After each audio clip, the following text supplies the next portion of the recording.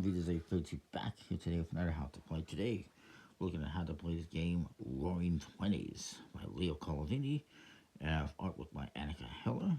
Leo Colavini's done a number of games, ages 8 and up, 20 to 40 minutes, 3 to 5 players, from Pegasus Spiel and Deep Print Games. I believe Deep Print Games is involved with the American release, but I don't know if it's available in North America yet on a wide basis. But I got this from, I think I got it from Zatu Games in the UK, or no, maybe it was Spelled Spool in like Germany or Belgium, wherever they are, somewhere in Europe. But it is in English, so there is that. In this game, you're trying to attract the trendiest dinos to your glamorous party, either by offering their favorite snacks or bribing them with splendid gems. And you're going to be bidding on dinosaurs possibly passing, and then try to get the most valuable guests. If you get the most points at the end of the game, you'll be crowned the ultimate prehistoric party animal. Yeah. In the game, so you get the rules. You get a couple of decks of cards. First, you get the dino cards, of which there is 25 cards. Each dinosaur is numbered from 1 through 10. They have different stars in the corner. That's how many points you get. So the 7 would be worth 2 points. But if you look at something else like the 2 or the 9 are worth 4 points. These ones are worth 1. They go anywhere from 1 to 5 points. They drop 1. And actually, I lie. There's one that is actually not worth any points in here. And that is the Joker. The Joker is not worth any points, but it's wild. It can be used as anything. It is just 1. On the bottom of the cards, it will tell you what you can offer up to them. There's 3 types of food.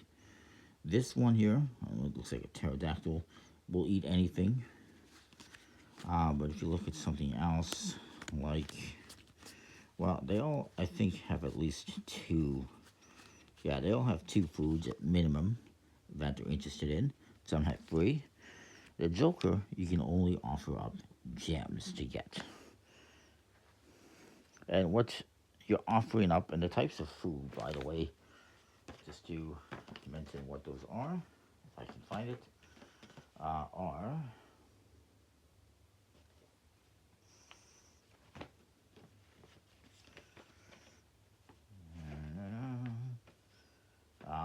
drinks, skewers, and lava cakes. Drinks, skewers, and lava cakes. And those are on these cards here. There's a big stack of them. There is 85 of these bid cards. Each one is numbered 1 through 5. And each one is mainly in one of the free snacks. So you got the skewer, you got the drink, and then you got somewhere in here the lava cake, all numbered 2 through 5. You also have wilds, which can be any one of the foods, but they're only a value of 1. And then you got the gems, which are valued 1 through 5. Even has gems and icons on the side to tell you the value or what it is as well. And so yeah, you got those, and you shuffle up the entire deck.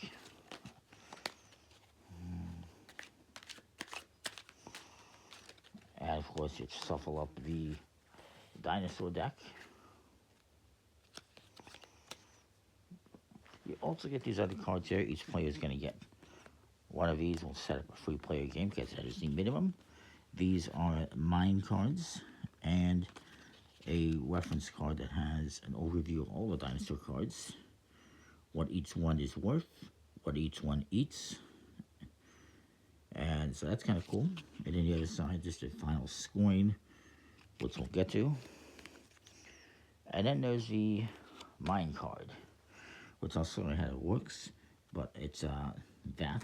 And on the other side, it's a Joker that you can basically pay to use at the end of the game if you choose to do so. You don't have to. Excuse me. So that's what you get. And so the mine and overview cards, 5 of each, one for each player.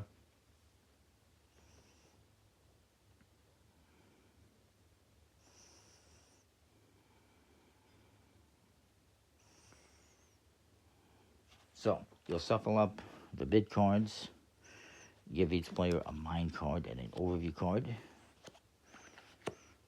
I'm doing the overview cards so that I can identify who is who after using the mine cards. Otherwise, if I just have the mine cards, I might not remember who is who. This way I can say, okay, this guy is orange, this guy is green, etc., etc. And so I shuffle those up, shuffle up the dino cards, and we're ready to go.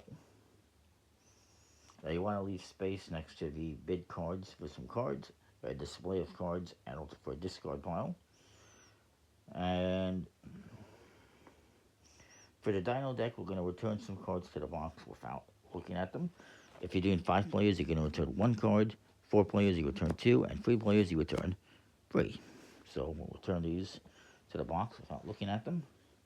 Okay, I'm going to look at them. Oh, we got rid of the Joker. I'll put the Joker back in there. It doesn't matter, but we'll get rid of a different one. I should point out the layout of the cards here, numbered 1 through 10.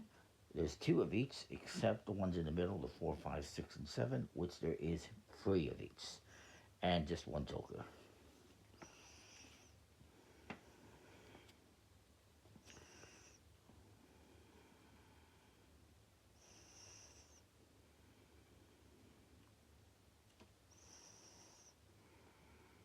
Now everyone is going to draw 5 cards in the bid deck.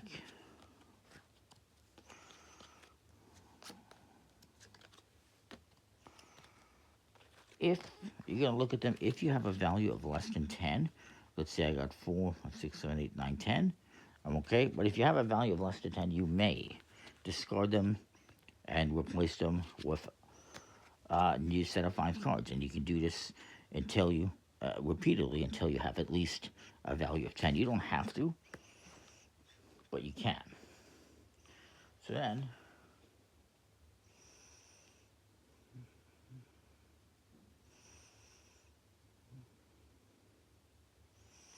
what we're going to do is start off the round, and we're going to be playing a series of rounds. You're going to be playing until you go through this entire dino deck, and or I guess run out of bid cards, I believe it is.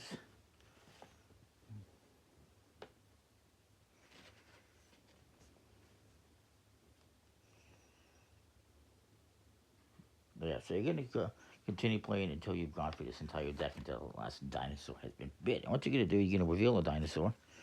You're also going to reveal some cards from this deck, 1 fewer than the players. So we're doing 3 players, so we're going to have 2 cards, which is always going to be the minimum. If we're doing 5 players, we would have 4 cards. 4 players, we would have 3 cards. And so, what we're going to do is we're going to take turns placing bids, starting with the start player. You can, I don't think it specifies how you choose a start player. Just do whatever you want. It just says you choose one. So choose a starting player. We'll say I'm the start player. And in this case, this dinosaur is only worth 1 point, but we can use any of the different foods to bid on him. So I'm going to bid 2. You can also bid with gems. I should point out, when you bid, you can either bid with a specific food type or with the gems. You cannot mix and match the gems, and I don't believe you can mix and match the food types. It could be wrong. Let me just verify that.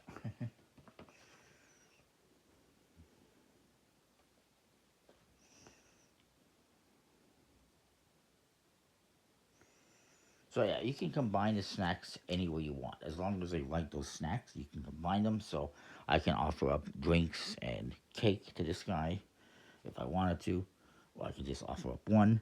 I cannot combine gems and snacks. It's either gems or snacks.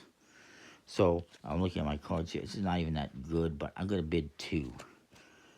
This guy, looks at his hand. He has a skewer worth of 2. He's got 3. It actually indicates on the side of the card, via the diamonds how many there are for fives. There is 3. So he says, you know what? Um, Maybe he bids 3. And this guy looks at his cards here and he says, you know what? I'm going to pass. I don't want to bid. As to point out, if you bid, like, let's say this guy were to bid 6 and he were to win, he doesn't have 6, so he would have to offer up like 7, and there is no change. So you can offer more. You can pay more than what you bid, but you don't get any change. So if you bid 6 and all you have is 7 or 8, you have to pay 7 or 8. You don't get anything back. But he's going to pass. When you pass, you're going to take your mine card and you're going to put it on one of these. So maybe he puts it on the 4. And you're going to keep going, bidding and passing until only one person is left. So I bid 2. You know what? I'm going to pass. And I claim this one. So then this guy wins. He bid 3. He's going to have to pay 3 in the food that he's asking for, any combination. So and again, cannot use a gem. He will bid, he'll pay the 3, put this into a discard pile, and he gets to collect this card and put it in front of him.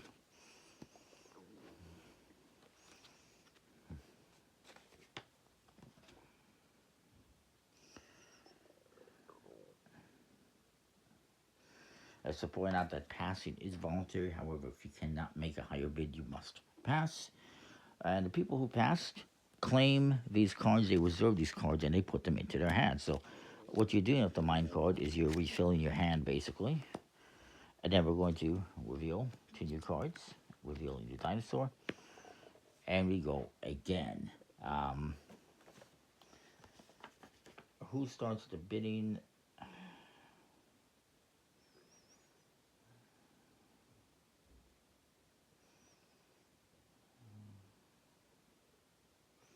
So whoever is left of the player who just won the dino card becomes a new starting player. So this guy is left, so he would become the new starting player.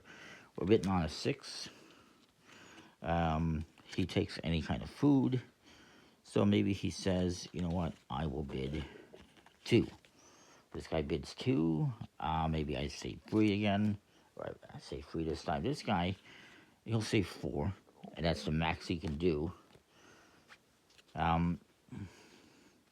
This guy, he'll say 6. And then I will pass. And I will claim maybe this 2. I'll claim the 5. Why not? And this guy, he cannot bid higher than 6. So he also has to pass. So this guy wins with 6. And he's going to give up those 6. We'll do cakes. He collects this one. This guy's going to get this 2. And I get this 5. So the benefit of passing is that you collect another card for your hand. However, you don't win the dinosaur. Then you reveal some more cards. There's a gem. And again, if you do gems, let's say I bid 5 gems. I can pay with 5 gems. So I can either, when you bid, you don't say what you're bidding. You just say a number. You don't say that you're bidding gems or whatever. And then when it comes to your turn, you pay. You can pay either, in this case, I could pay, if I'm doing 5, I could pay with, a cake or, a combination, anything that adds up to 5 or more. Or I could pay with gems. The exception is the Joker, which can only be paid for by gems. I think this was the one that was here. So you keep going around doing this, bidding on cards and collecting them. What is the point? The point is, at the end of the game, you will score points for the dinos you have collected, and also for sets. So, let's just say I collected some dinosaurs here.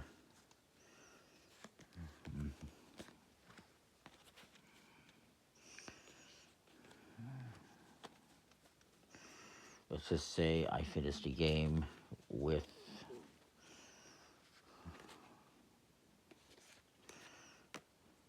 something. Actually, I'll just do that. Do that.